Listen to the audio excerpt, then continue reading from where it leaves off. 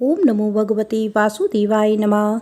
नमस्कार दोस्तों, आपका हमारी यूट्यूब चैनल धार्मिक कथाएं और कहानियां में स्वागत है। आज मैं आपको बृहस्पतिवार व्रत की संपूर्ण कथा सुनाऊंगी। अगर आपको कथा अच्छी लगी तो वीडियो को लाइक, सब्सक्राइब और शेयर ज़रूर कीजिएगा। एक बार प्रेम से बोलिए बृहस्पति भगवान की जय। बहुत समय पहले की बात है। भारत में एक राजा राज्य करता था। वह अति प्रतापी एवं दानी था। वह प्रतिदिन मंदिर में भगवत दर्शन करने जाता था और गुरु और ब्राह्मण की सेवा भी किया करता था। उसके द्वार से कोई भी याचक निराश नहीं लौटता था। वह प्रत्येक गुरुवार को व्रत रखता और पूजन करता था। हर दिन गरीबों की मदद करता था, परंतु यह बातें उसकी रानी को पसंद नहीं थी। वह ना तो व्रत करती थी और ना किसी को एक भी पैसा दान के रूप में देती थी। वह राजा को भी ऐसा करने से रोकती थी। एक समय की बात है, जब राजा शिकार खेलने वन में गए। महल में सिर्फ रानी और दासी थी। उस समय गुरु बृहस्पति साधु का रूप धारण कर राजा के दरवाजे पर भिक्षा मांगने आए। साधु ने रानी से भिक्षा मांगी तो वह कहने लगी, हे साधु महाराज, मैं इस दान्य पुण्य से तंग आ गई हूँ। इस काम के लिए तो मेरे पति देव ही बहुत हैं। अब आप ऐसा करो कि सारा धन नष्ट हो जाए तथा मैं आराम से रह सकूं। साधु का वेश रखे बृहस्पति देव ने कहा, हे देवी, तुम अति विचित्र हो। संतान और धन से कोई दुखी नहीं होता, सभी इसे चाहते हैं।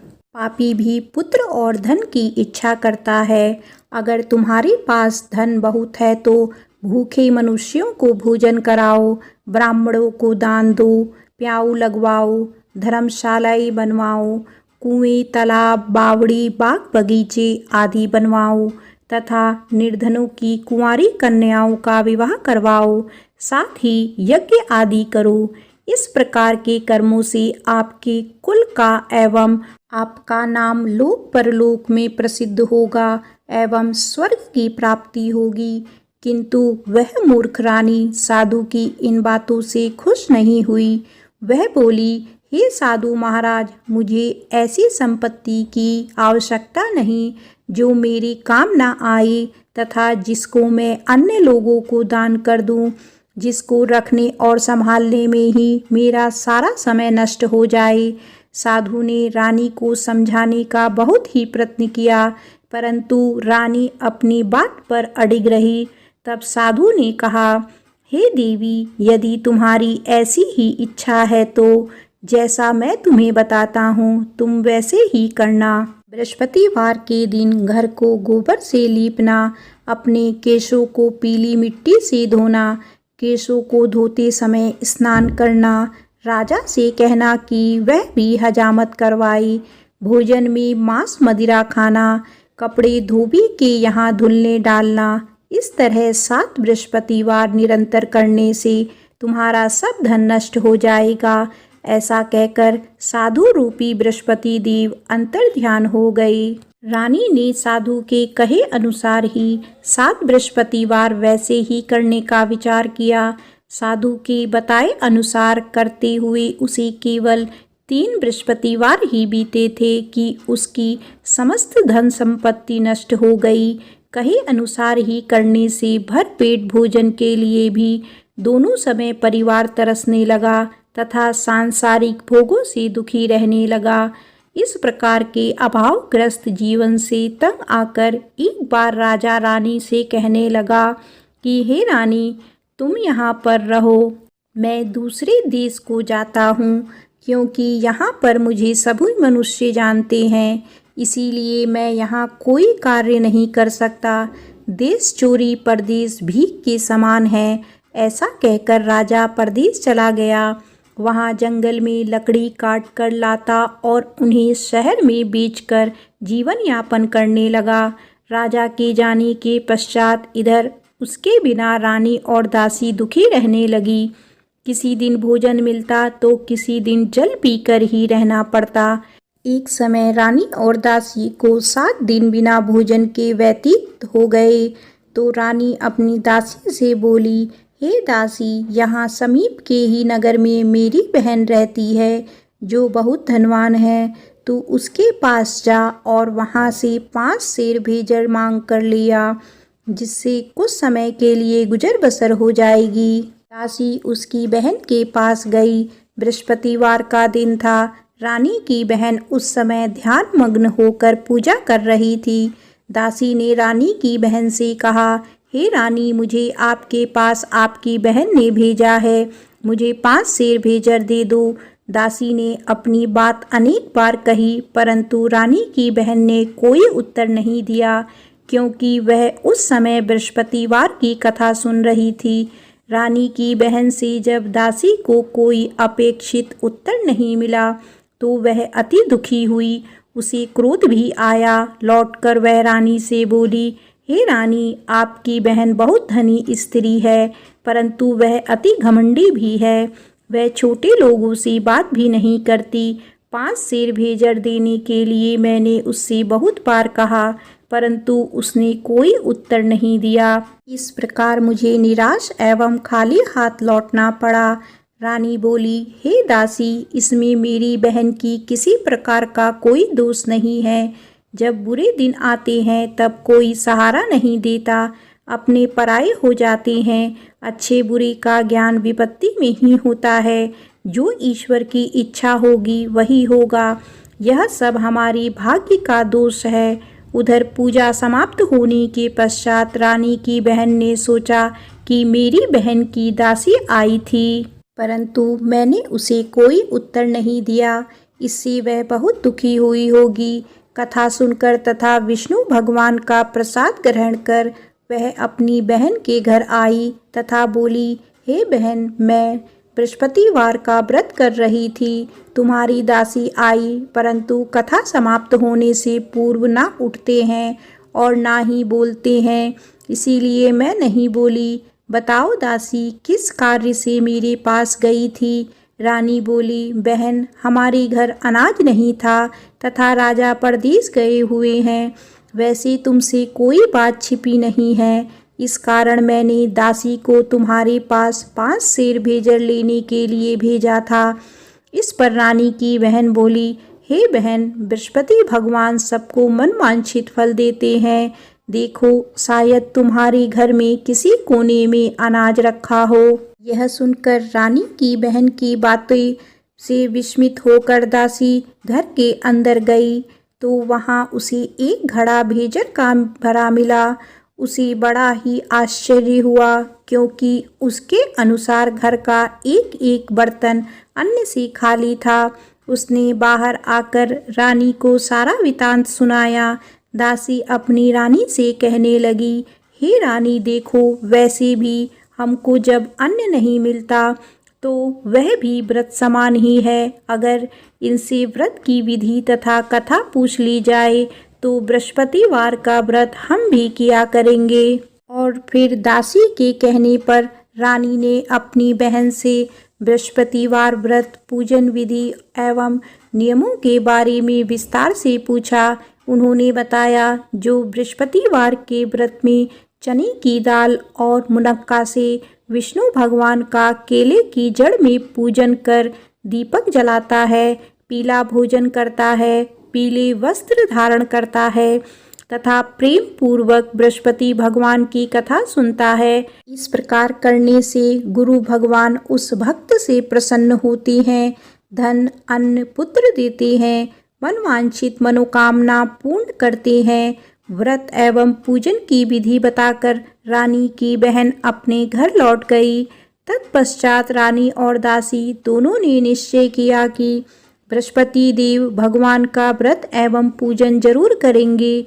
7 दिन पश्चात जब बृहस्पतिवार आया तो दोनों ने व्रत रखा। दासी घुड़साल में जाकर चना और गुड़ बीन लाई और उसकी दाल बनाकर केले की जड़ में विष्णु भगवान का पूजन किया। अब भोजन पीला कहाँ से आए, यह सोचकर दोनों बड़ी दुखी हुई, परंतु उन्होंने व्रत किया था, इसीलिए बृहस्पति भगवान उनसे प्रसन्न थे। एक साधारण व्यक्ति के रूप में वे 2 थालों में सुंदर पीला भोजन लेकर आए और दासी को देकर बोले, हे दासी, यह भोजन तुम्हारे और रानी के लिए है, तुम दोनों ही इसे ग्रहण करना। दासी भोजन पाकर अति प्रसन्न हुई और रानी से बोली, हे रानी, भोजन कर लो। रानी को भोजन के विषय में कुछ पता नहीं था, इसीलिए वह दासी से बोली, जा तू ही भोजन कर, क्यों तू व्यर्थ में हमारी हंसी उड़ाती है। दासी बोली, हे रानी, एक व्यक्ति भोजन दे गया है। रानी बोली, वह भोजन तेरे लिए ही दे गया है, इसीलिए तू ही भोजन कर। दासी ने कहा, हे रानी, वह व्यक्ति हम दोनों के लिए ही 2 थालों में भोजन देकर गया है, अतः मैं और आप दोनों ही साथ साथ भोजन करेंगी। दोनों ने गुरु भगवान का धन्यवाद एवं नमस्कार कर भोजन आरंभ किया। इसके बाद से दोनों प्रत्येक बृहस्पतिवार को गुरु भगवान का व्रत और पूजन करने लगी। बृहस्पति भगवान की कृपा से उन दोनों की भोजन एवं धन की कमी दूर हो गई, परंतु रानी फिर पुनः पहली प्रकार से आलस करने लगी। तब दासी ने कहा, हे रानी, आप पहले भी इसी प्रकार आलस्य करती थी। आपको धन संभालने एवं दान देने में कष्ट होता था, इसी कारण सभी धन नष्ट हो गया और हमारी ऐसी दुर्दशा हो गई। अब गुरु भगवान की कृपा से धन मिला है तो आपको फिर आलस हो रहा है। बड़े कष्टों के बाद आपने यह धन पाया है, इसीलिए आपको दान पुण्य करना चाहिए। भूखे मनुष्यों को भोजन कराओ, ब्राह्मणों को दान दो, प्याऊ लगवाओ, कुआं, तालाब, बावड़ी आदि का निर्माण कराओ, कुंवारी कन्याओं का विवाह करवाओ, मंदिर पाठशाला बनाकर दान दो, धन को शुभ कार्यों में खर्च करो, जिससे आपके कुल का सम्मान बढ़े तथा आपको स्वर्ग प्राप्त हो एवं आपके पितृ प्रसन्न हो। दासी की बात मानकर रानी ने इसी प्रकार के सत्कर्म करने प्रारंभ कर दिए। इस प्रकार करने से उसका काफी यश फैलने लगा। कुछ दिनों के बाद एक दिन रानी और दासी आपस में विचार करने लगी कि ना जाने राजा किस दशा में होंगे, उनकी कोई खबर नहीं है। रानी राजा की कोई खबर ना पाकर उदास रहने लगी। गुरु भगवान से उन्होंने प्रार्थना की और भगवान ने रात्रि में राजा को स्वप्न में दर्शन देकर कहा, हे राजा, उठ, तेरी रानी तुझको याद करती है, अब अपने देश लौट जा। राजा प्रातःकाल उठा। वह सोचने लगा कि मैं किस प्रकार रानी के पास खाली हाथ जाऊं, मेरे पास तो कुछ भी नहीं है। स्त्री जाति खाने और पहनने की ही साथी होती है, पर प्रभु की आज्ञा मानकर वह अपने नगर चलने को तैयार हुआ। परदेश में राजा बहुत दुखी रहने लगा। प्रतिदिन जंगल से लकड़ी बीन कर लाता और उसे शहर में बेचकर अपने दुखी जीवन को बड़ी कठिनाई से व्यतीत करता था।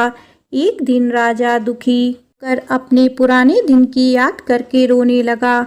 उस जंगल में बृहस्पति देव एक साधु का रूप धारण करके आए और राजा से बोले, हे लकड़हारे, तुम इस वियायान जंगल में किस चिंता में बैठे हो, मुझे बताओ। यह सुनकर राजा की आंखों में आंसू भर आए और वह साधु को प्रणाम करके बोला, हे प्रभु, आप सब कुछ जानने वाले हैं। इतना कहकर राजा ने साधु को अपनी समस्त व्यथा सुना दी।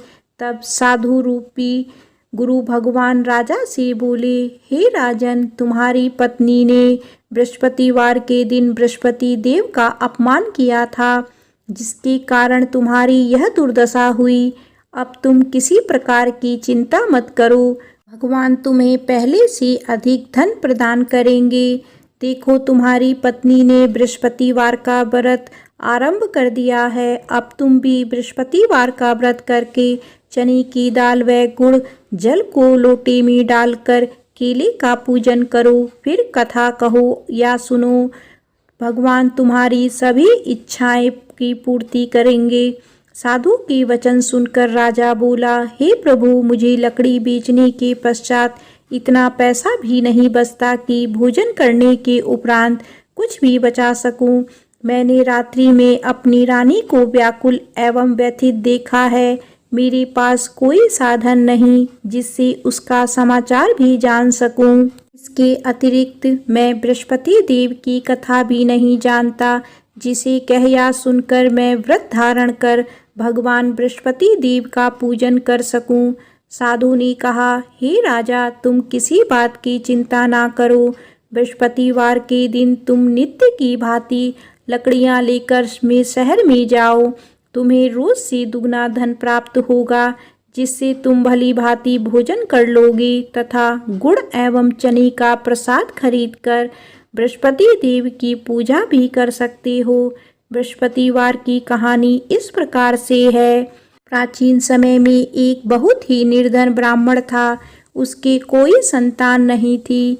ब्राह्मण नित्य पूजा पाठ करता। ब्राह्मण स्वभाव से दयालु तथा धार्मिक विचारों वाला व्यक्ति था, परंतु उसकी पत्नी बहुत मलिनता के साथ रहती थी। वह ना तो स्नान करती थी और ना किसी देवता की पूजा करती। सुबह उठते ही सर्वप्रथम भोजन करती, बाद में घर के अन्य कार्य करती। अपनी पत्नी की ऐसी आदत के कारण ब्राह्मण देवता बहुत दुखी थे। वह अपनी पत्नी को बहुत समझाते, किंतु उसका कोई परिणाम ना निकलता। भगवान की कृपा से ब्राह्मण की स्त्री के कन्या उत्पन्न हुई। वह कन्या ब्राह्मण के घर में बड़ी होने लगी। वह बालिका प्रातःकाल ही स्नान करके भगवान विष्णु का जप करती, बृहस्पतिवार का व्रत भी करने लगी। पूजा पाठ समाप्त कर पाठशाला जाती तो अपनी मुट्ठी में जौ भर कर ले जाती और पाठशाला जाने के रास्ते में डालती जाती। भगवान बृहस्पति की कृपा से वही जौ स्वर्ण के हो जाते थे, तो लौटते समय उनको बीनकर घर ले आती। एक दिन वह बालिका सूप में उन सोने के जौ को फटक कर साफ कर रही थी। तभी उसकी माँ ने उसे देख लिया और कहा, हे बेटी, सोने के जौ को फटकने के लिए सूप भी सोने का ही होना चाहिए। दूसरे दिन बृहस्पतिवार था। कन्या ने व्रत रखा और भगवान बृहस्पति से प्रार्थना करके कहा, हे प्रभु, यदि मैंने सच्चे मन से श्रद्धा पूर्वक आपका पूजन एवं व्रत किया हो तो कृपया करके मुझे सोने का सूप दे दो। बृहस्पति देव ने उसकी प्रार्थना स्वीकार कर ली। नित्य की भांति वह कन्या जौ फैलाती हुई पाठशाला चली गई। पाठशाला से लौटते कर जब वह जौ बीन रही थी तो बृहस्पति भगवान की कृपा से उसे सोने का सूप प्राप्त हुआ। उस सोने के सूप को वह घर ले आई और उसमें जौ साफ करने लगी, परंतु उसकी माँ का आचरण वैसा ही रहा। एक दिन वह कन्या सोने के सूप में जौ साफ कर रही थी। उसी समय अचानक उस नगर का राजकुमार वहां से होकर निकला। कन्या के रूप एवं कार्य को देखकर राजकुमार कन्या पर मोहित हो गया। राजमहल लौटकर राजकुमार अन्न तथा जल त्याग कर उदास होकर लेट गया। राजा को जब अपने पुत्र द्वारा अन्न जल त्यागने का समाचार प्राप्त हुआ तो अपने मंत्रियों के साथ वह राजकुमार के पास आए और बोले, हे बेटा, तुम्हें किस बात का दुख है? किसी ने तुम्हारा अपमान किया है अथवा कोई और कारण है तो मुझे बताओ, मैं वही करूँगा जिससे तुम प्रसन्न होगे। राजकुमार ने अपने पिता की बातें सुनी तो वह बोला, आपकी कृपा से मुझे किसी प्रकार का कष्ट नहीं है। किसी ने मेरा अपमान भी नहीं किया है, परंतु मैं उस कन्या के साथ विवाह करना चाहता हूँ जो सोने के सूप में सोने के जौ फटक रही थी। यह सुनकर राजा आश्चर्य में पड़ गया और बोला, हे राजकुमार, इस तरह की कन्या का पता तुम लगाकर मुझे बताओ, मैं तुम्हारा विवाह उसके साथ अवश्य ही करा दूंगा।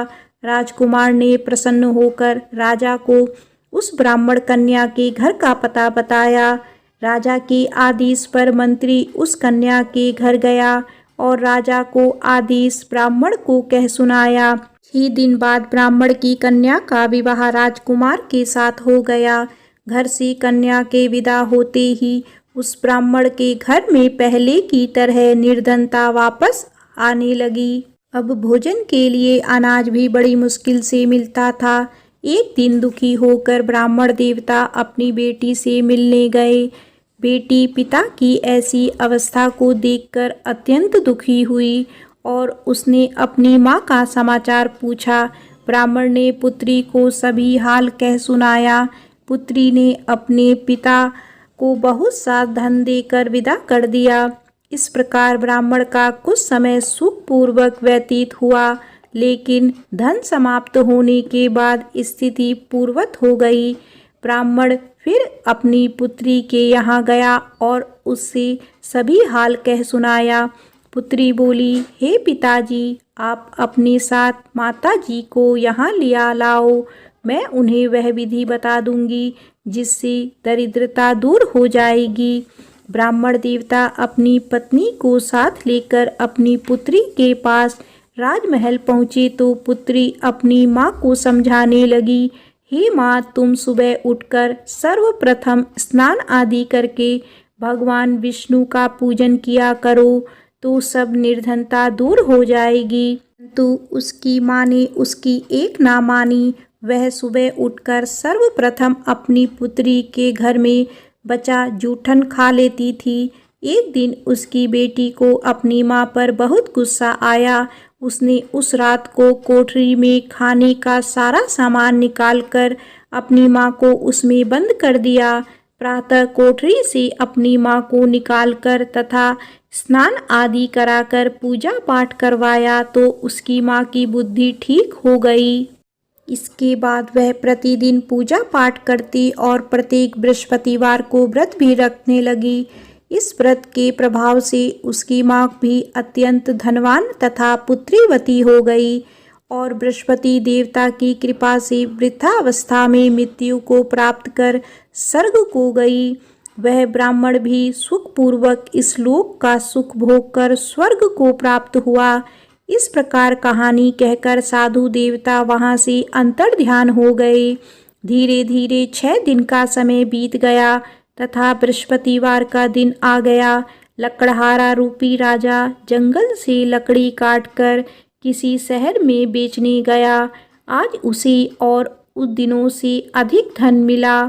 राजा ने चना, गुड़ आदि लाकर भगवान विष्णु का पूजन किया तथा बृहस्पतिवार का व्रत किया। उस दिन से उसके सभी कष्ट दूर हो गए, परंतु अगले बृहस्पतिवार को वह व्रत करना भूल गया। इसी कारण बृहस्पति भगवान उससे रुष्ट हो गए। उस दिन उस नगर के राजा ने विशाल यज्ञ का आयोजन किया तथा अपने समस्त राज्य में घोषणा करवा दी कि कोई भी मनुष्य अपने घर में भोजन ना बनाए और आग भी ना जलाए। सब लोग मेरे यहाँ भोजन करने आए। इस आज्ञा को जो नहीं मानेगा उसको सूली पर लटका दिया जाएगा।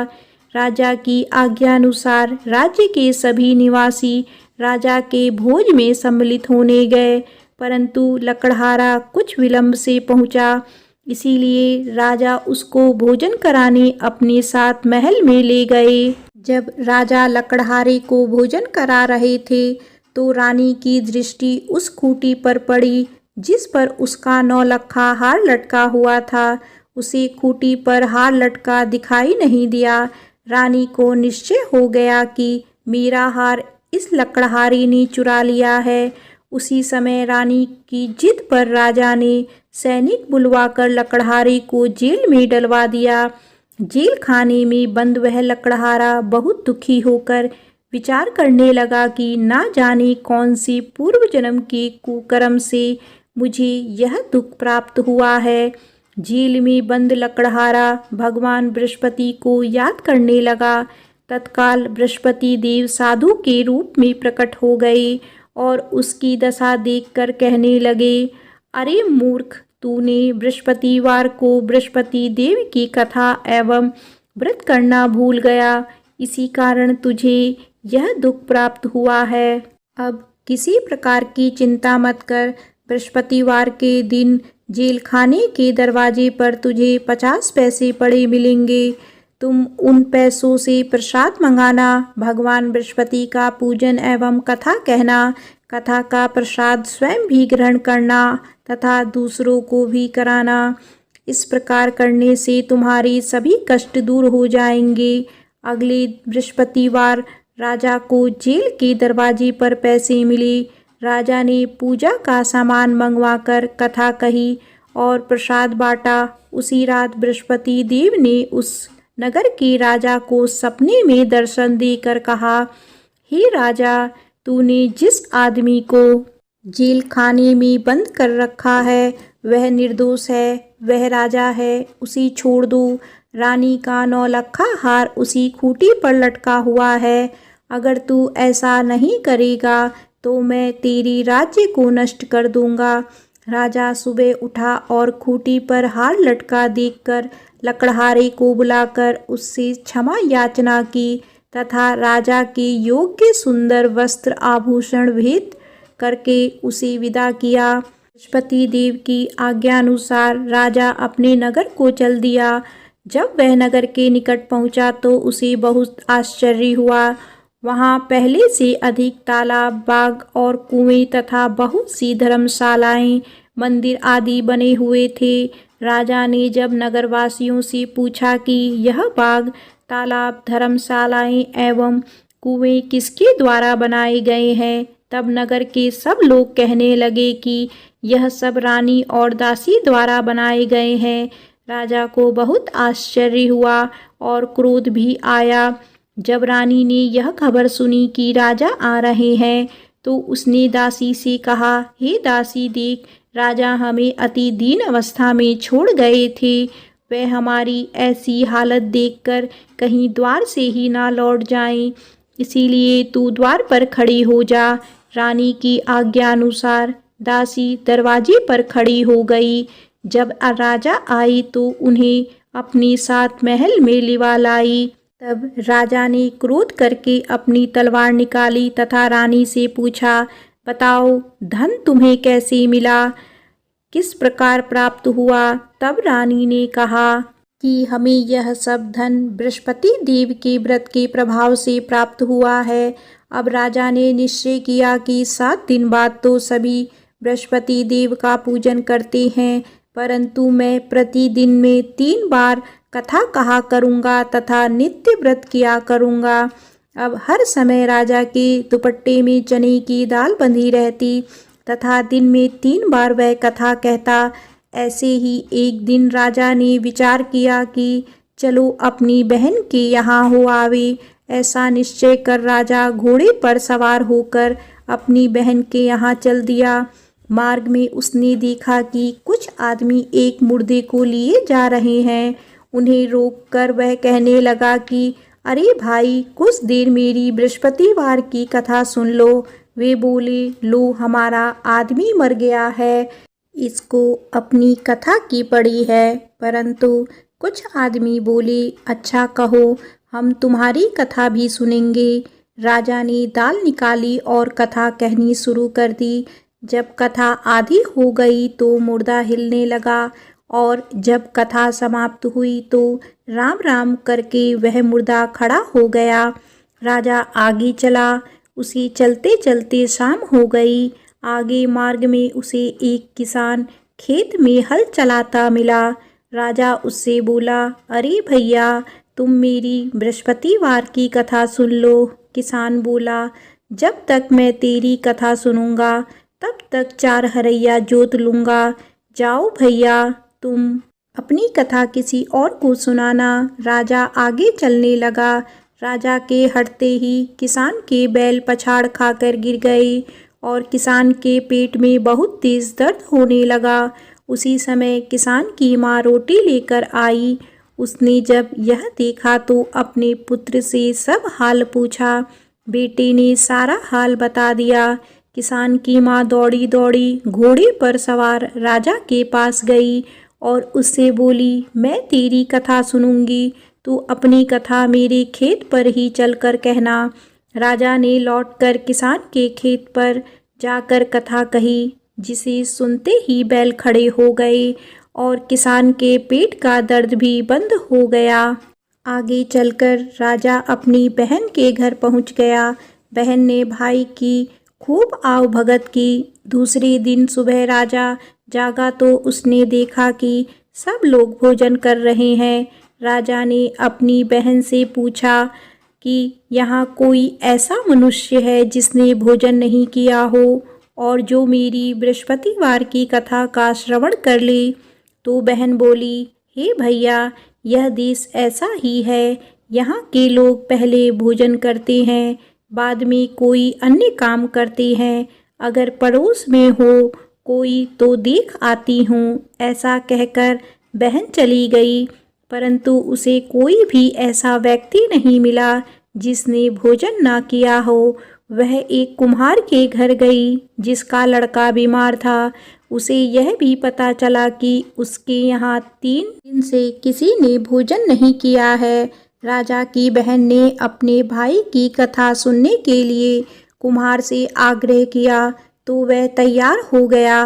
राजा ने जाकर बृहस्पतिवार की कथा कही, जिसको सुनकर कुम्हार का लड़का ठीक हो गया। अब तो राजा की हर जगह प्रशंसा होने लगी। कुछ दिन बाद एक दिन राजा ने अपनी बहन से कहा, हे बहन, मैं अपने घर जाऊंगा, तुम भी तैयार हो जाओ। राजा की बहन ने अपनी सास से अपने भाई के साथ जाने की आज्ञा मांगी। सास बोली, चली जा, परंतु अपने लड़कों को यहीं छोड़ जाना, क्योंकि तेरे भाई के कोई संतान नहीं होती है। बहन ने भाई से कहा, हे भैया, मैं तो चलूंगी, परंतु कोई बालक नहीं जाएगा। राजा ने कहा, जब कोई बालक साथ नहीं चलेगा तब तुम ही क्या करोगी। दुखी मन से राजा अपने नगर को लौट आया। राजा अपनी रानी से बोला, हम निर्वंशी राजा हैं, हमारा मुँह देखने का भी धर्म नहीं है। वह उदास होकर बिना भोजन किए शैया पर लेट गया। रानी बोली, हे प्रभु, भगवान बृहस्पति ने हमें सब कुछ दिया है, वे हमें संतान भी अवश्य देंगे। उसी रात बृहस्पति देव ने राजा को स्वप्न में दर्शन देकर कहा, हे राजा, उठ, सभी सोच को त्याग दे, तेरी रानी गर्भवती है। राजा को यह जानकर अति प्रसन्नता हुई। 9वें महीने में रानी के गर्भ से एक सुंदर पुत्र रूपी रत्न पैदा हुआ। तब राजा बोला, हे रानी, स्त्री बिना भोजन के रह सकती है, परंतु बिना कहे नहीं रह सकती। जब मेरी बहन आए तो तुम उससे कुछ मत कहना। रानी ने हाँ कर दी। जब राजा की बहन ने यह शुभ समाचार सुना तो वह अति प्रसन्न हुई तथा बधाई लेकर अपने भाई के यहाँ आई। तभी रानी ने कहा, घोड़ा चढ़कर नहीं आई, गधा चढ़ी आई। राजा की बहन बोली, भाभी, मैं इस प्रकार ना कहती तो तुम्हें औलाद कैसे मिलती। भगवान बृहस्पति ऐसे ही हैं, जैसी जिसके मन में कामनाएं हैं सभी को पूर्ण कर मनवांछित फल देते हैं। जो श्रद्धा पूर्वक बृहस्पतिवार का व्रत करता है एवं कथा पढ़ता है अथवा सुनता है और दूसरों को सुनाता है, बृहस्पति देव उसकी सभी मनोकामनाएं पूर्ण करते हैं। बृहस्पति देव उनकी सदैव रक्षा करते हैं। जो श्रद्धा एवं संपूर्ण आदर भाव से बृहस्पति देव का पूजन एवं सच्चे दिल से व्रत करते हैं, उनकी सभी मनोकामनाएं पूर्ण होती हैं। सच्चे मन एवं हृदय से रानी और राजा ने बृहस्पति देव की कथा का गुणगान किया। उनकी सभी इच्छाएं बृहस्पति देव ने पूरी की। इसीलिए सबको कथा कहने अथवा सुनने के बाद बृहस्पति भगवान का प्रसाद ग्रहण करना चाहिए तथा सच्चे मन एवं भावना से भगवान बृहस्पति का ध्यान करते हुए सदा उनकी जय जयकार करनी चाहिए। बोलिए बृहस्पति भगवान की जय।